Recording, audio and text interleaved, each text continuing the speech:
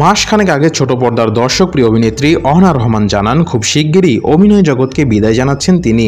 2025 সাল থেকেই মিডিয়াতে কাজের পরিমাণ কমিয়ে দেবেন, একটা সময়ে পুরোপুরি বন্ধ করে দেবেন। এরপরই ওমরা পালন করতে সৌদিতে পাড়ি জমান অহনা। সেখান থেকে ফিরেই নিজের আমূল পরিবর্তন আনেন এই অভিনেত্রী।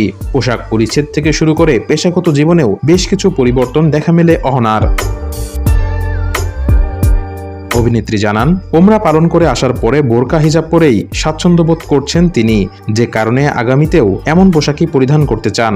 শুধু তাই নয়, আরও এক সাক্ষাৎকারে অহনাকে বলতে শোনা যায়, নাটকের বাইরে আমি মাথার কাপড় ফেলতে চাই না, এটা আমার ব্যক্তিগত বিষয়, যে কারণে ইন্টারভিউ দিতে গেলেও চেষ্টা করি মাথায় কাপড় রাখার।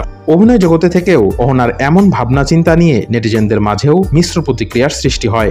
অনেকেই প্রশ্ন তোলেন, ধর্মীয় চেতনা থাকলে কেন এখনো অভিনয় চালিয়ে যাচ্ছেন তিনি। সম্প্রতি সাংবাদিকদের দেওয়া এক সাক্ষাৎকারে এসব বিতর্কের জবাবে অহনা জানান, অভিনয় বাদে উপার্জনের জন্য অন্য কোনো মাধ্যম থাকলে ছবিজাঙ্গন ছেড়ে দিতেন তিনি। অহনা বলেন, ইনকাম সোর্সের এই মুহূর্তে অন্য কোনো পথ থাকলে আমি সেখানেই যেতাম, কিন্তু নাই, এজন্য আমাকে কাজ করতে হচ্ছে, কারণ বসে থাকলে রাজার সম্পত্তিও ফুরিয়ে যায়।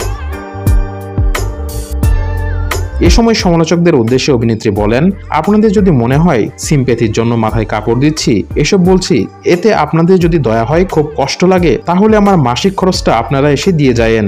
এখানে টিভি চ্যানেলের বিকাশ নাম্বার আছে, সেখানে এসে দিয়ে যায়েন।